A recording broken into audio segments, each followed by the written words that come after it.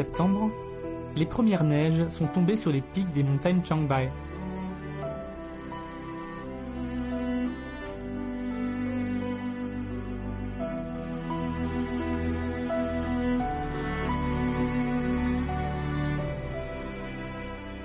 Les picas des plateaux se sont bien engraissés. Ils peuvent maintenant savourer les derniers rayons de soleil dans la neige.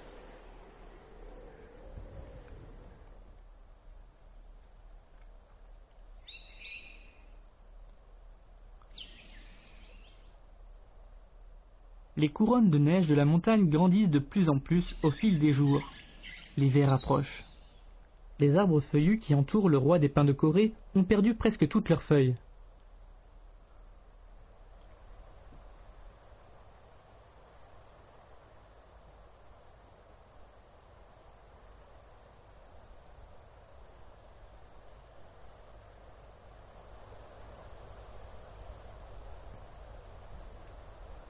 Les pommes de pin sur les branches de l'arbre sont mûres au bout de 2 années de croissance. Elles tombent au sol pour débuter un nouveau cycle de reproduction.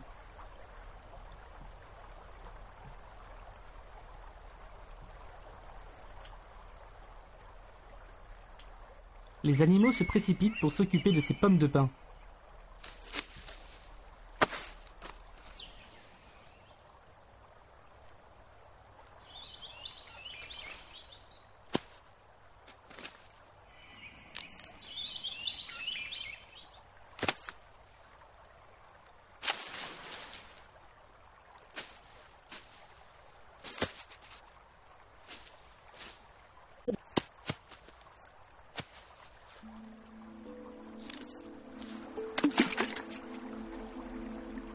Ces fruits ont une coquille dure. Ils ne cassent pas, même après une chute de 30 mètres du haut de l'arbre. Si les graines de pin ne sont pas retirées de la pomme de pin, elles ne germeront jamais. Toutefois, les pins de Corée peuvent compter sur l'aide des animaux.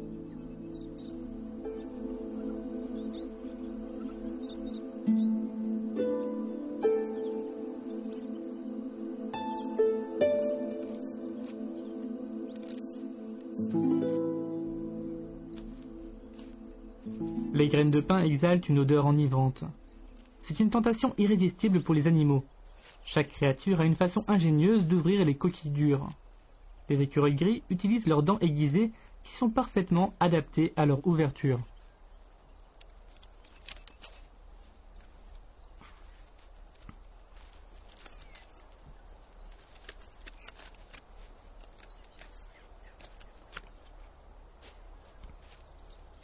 Elles sont trop grosses pour les tamias. Ils étudient donc une façon efficace avant de se mettre au travail.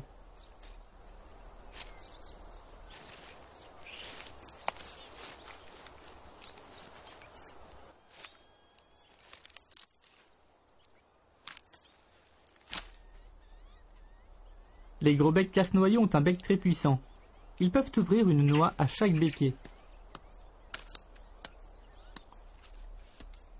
Les casse-noix d'Eurasie utilisent leur long bec pour ouvrir la coque comme des pinces.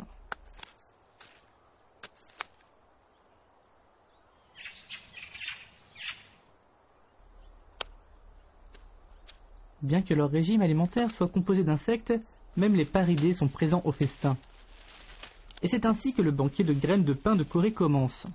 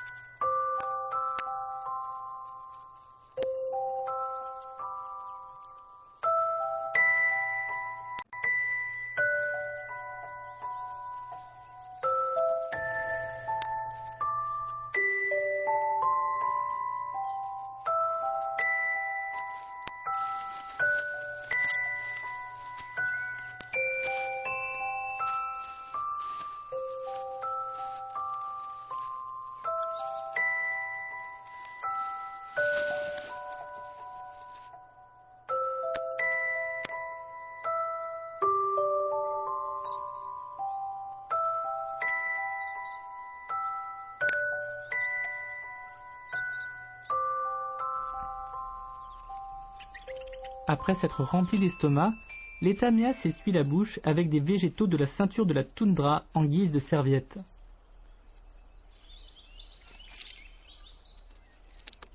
Pendant ce temps, les citelles torche-peau sont affairées à stocker leurs graines dans le tronc d'un arbre pour l'hiver.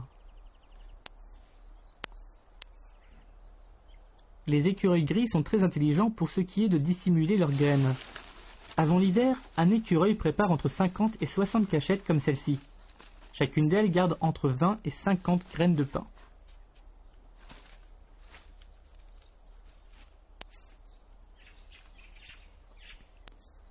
Les casse-noix d'Eurasie peuvent garder plus de 20 000 graines de pain de Corée, assez pour toute l'année. En fait, ils ne mangeront que la moitié de leur réserve. Le reste poussera dans le sol.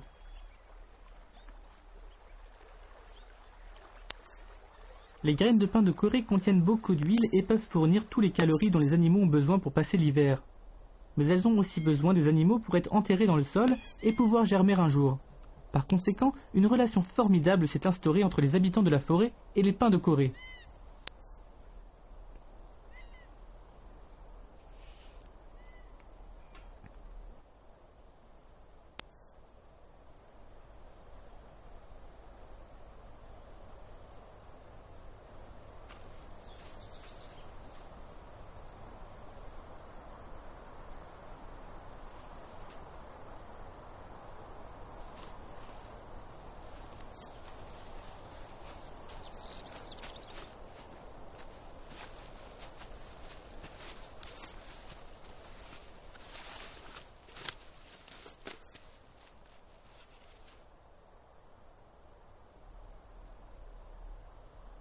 Il n'y a que la pomme de pin que l'ours noir peut manger.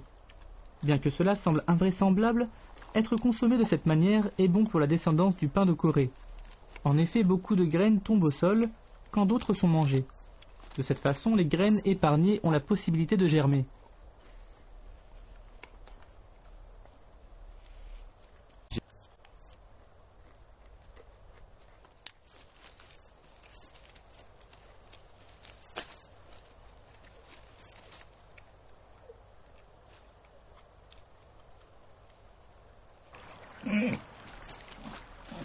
Les sangliers sauvages sont aussi attirés par l'odeur. Leur habitude de déglutir dans la terre facilite la germination des graines.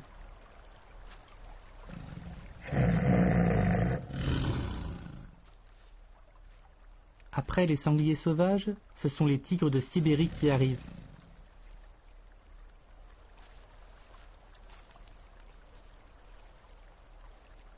Les sangliers sauvages sont vigilants par nature. Ils deviennent très rapidement conscients de l'approche de l'ennemi et prennent la fuite au bon moment.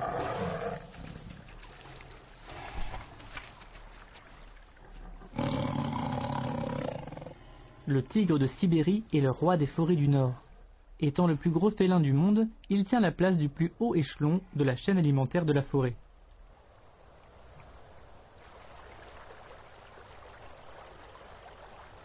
La riche variété des aliments qu'on trouve dans les forêts d'arbres feuillus et de pins de Corée nourrit plus de 50 espèces de mammifères. Une diversité plus importante que dans les autres endroits situés à la même latitude.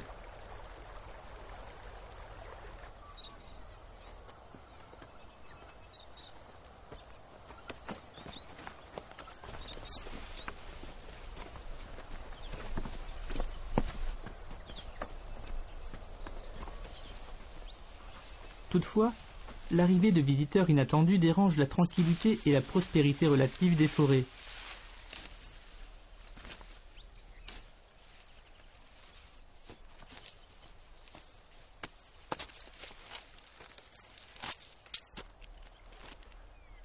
L'odeur délicate et l'abondance des graines de pin de Corée attirent les chasseurs de pommes de pin. Ils viennent généralement après que les premières pousses ont germé.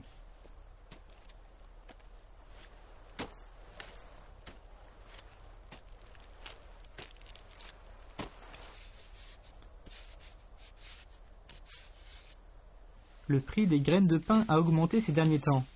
Les cueillettes de ces graines sont devenues très lucratives pour bon nombre d'habitants locaux.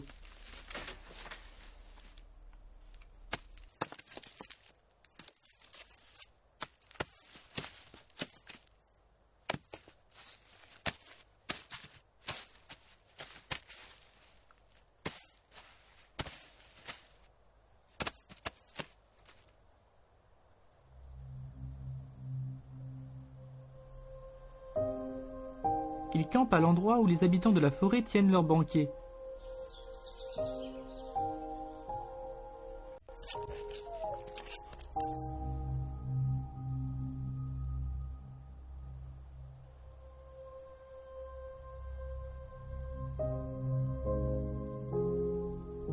Bientôt, ce sont 300 000 pommes de pin qui sont empilées dans le campement.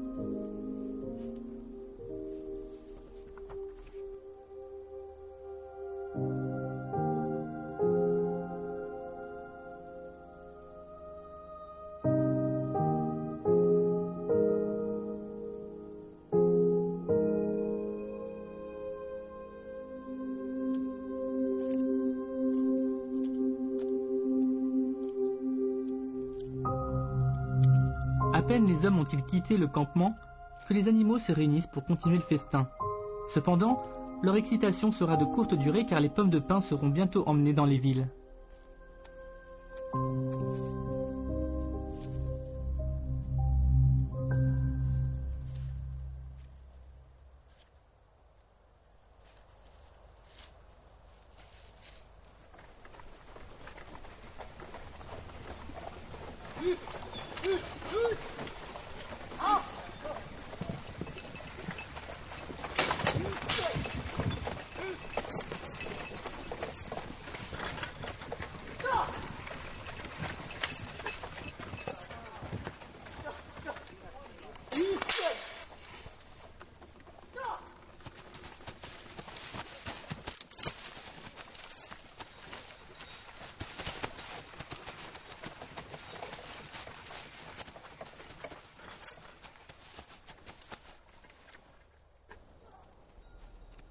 Dans la forêt, même les ours noirs s'enfuient au son des voitures approchant.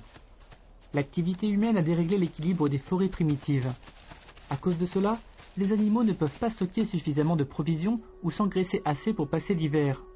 Ils doivent faire face à l'hiver sans les préparations adéquates.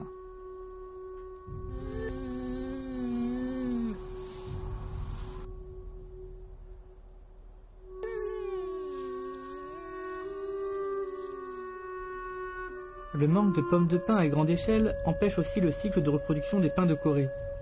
Toutefois, il faudra compter beaucoup de temps avant que les conséquences d'une telle importance soient prises en compte.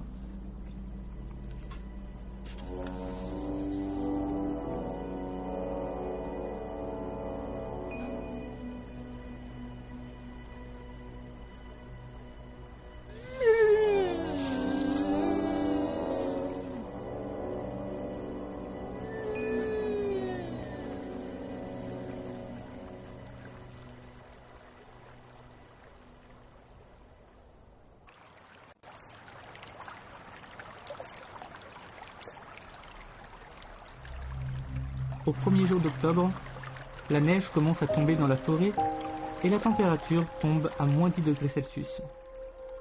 Les humains, chasseurs de graines, sont partis avec leur butin.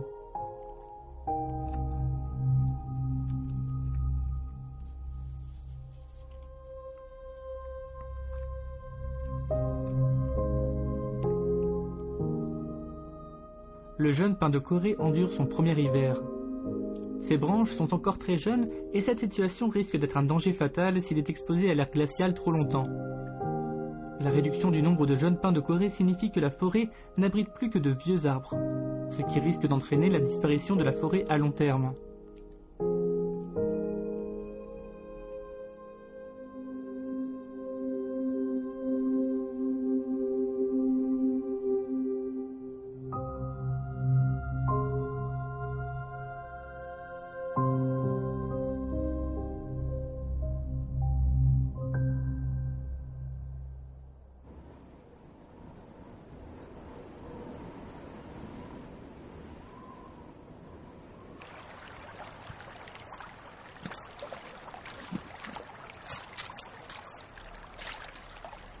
Comparé aux pins de Corée, les problèmes auxquels les animaux font face sont plus urgents. Ils doivent voyager très loin pour trouver de quoi manger.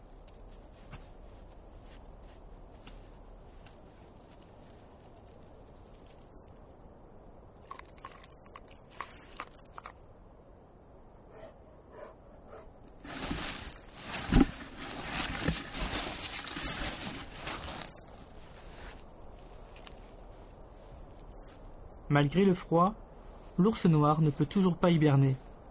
En effet, il n'a pas emmagasiné assez de graisse.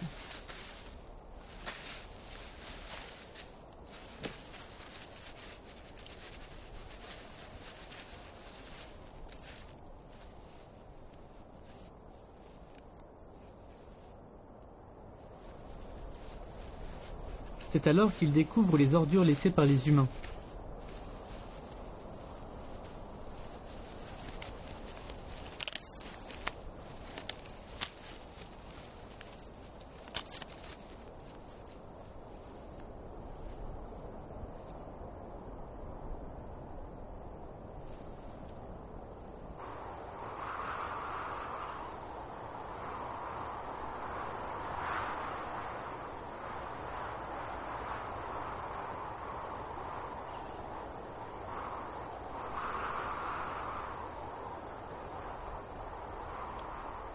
L'apparition des nuages au-dessus des montagnes Changbai laisse présager une tempête.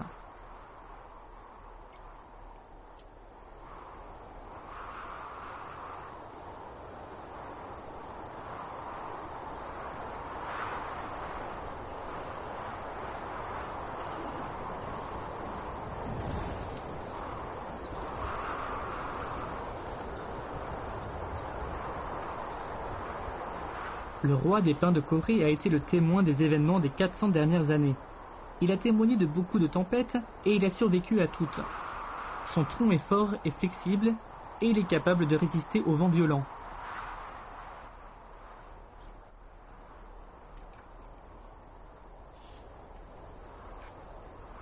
On peut apercevoir des chevreuils dans la neige. Grâce à l'interdiction de la chasse, leur population est en constante augmentation.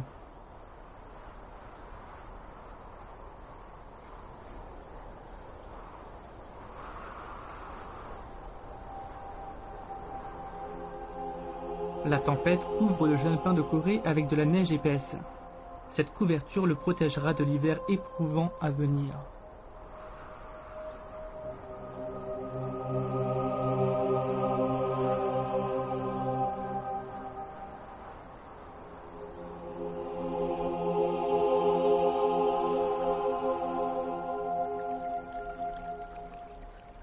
L'influence du volcan a changé la rivière en une source chaude. Sa température reste la même toute l'année et elle ne gèle jamais, même en hiver. C'est la seule source d'eau disponible pour les animaux durant l'hiver.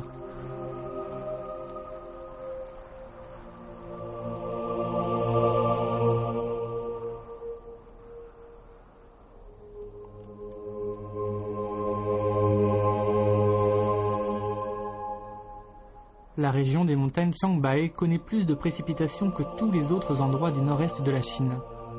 Elles atteignent les 1000 mm d'eau par an.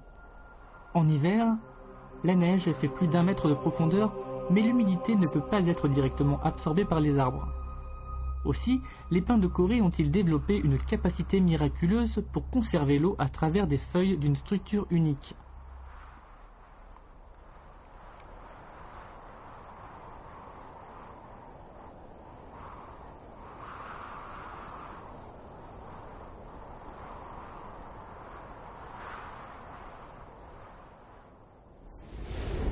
La couche des aiguilles est très résistante à l'eau.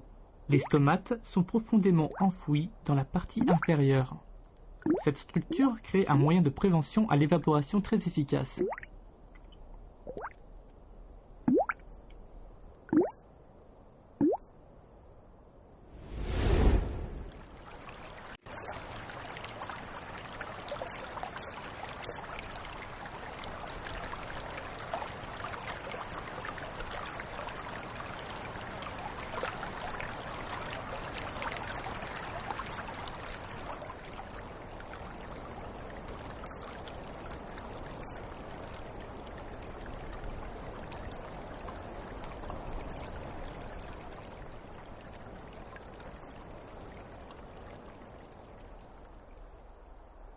Il n'y a aucun signe de vie dans le froid glacial.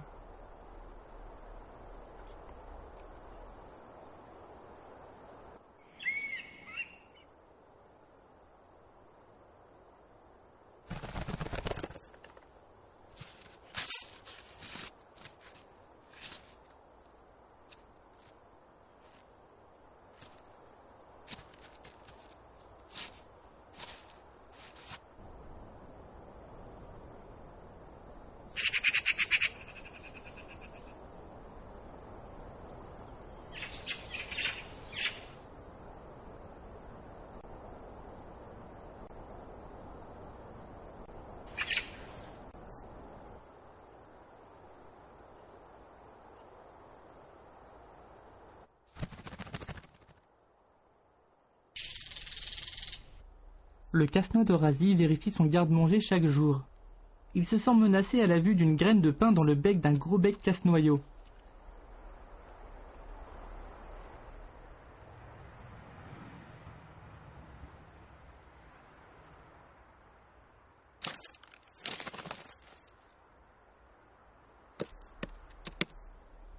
Le doute le prend. Mais à l'inspection de son grenier, il est rassuré de voir que tout est resté intact. Il y a une règle très importante dans la forêt. On ne touche pas à la nourriture d'un autre animal.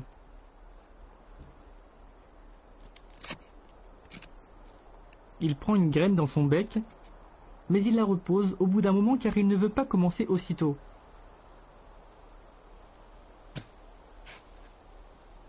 Les graines de pin sont ce que les casse-noyaux d'Eurasie mangent pendant toute l'année. La récolte de cette année n'a pas été très bonne. L'hiver s'annonce frugal.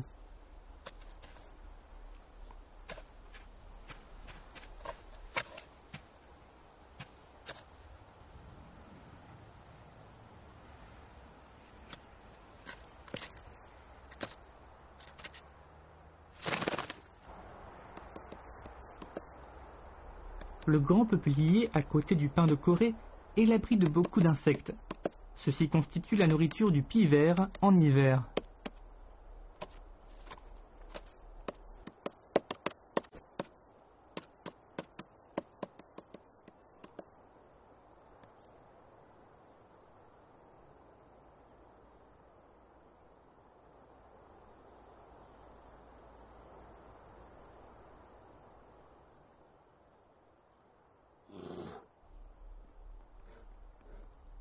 Le tronc du peuplier mesure 2 mètres de diamètre avec un trou au milieu.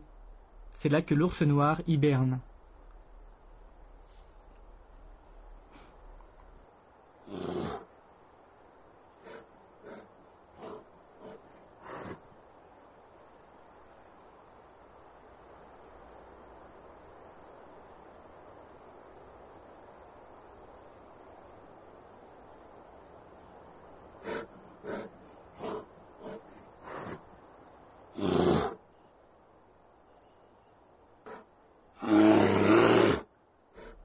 Pendant leur hibernation, les ours noirs ne mangent pas et ne boivent pas non plus. Ils s'arrêtent même de déféquer. Pendant cette période, ils ne vivent que de leur graisse. Si tout se passe bien, ils se réveilleront au début du printemps.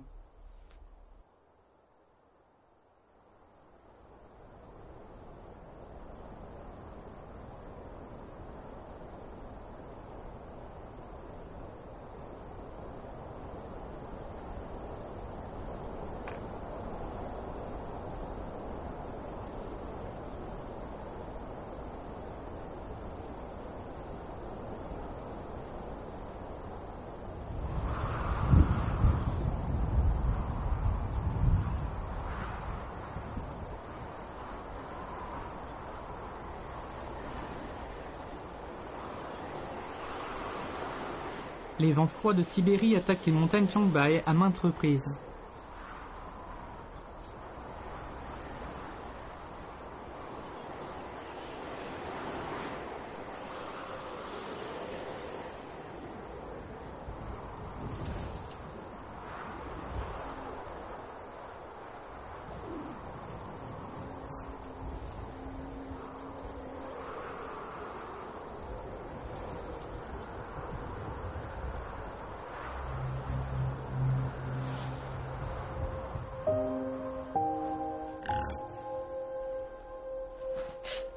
Les sangliers sauvages pataugent à travers la tempête. L'un d'entre eux ouvre le chemin pour que les autres puissent le suivre.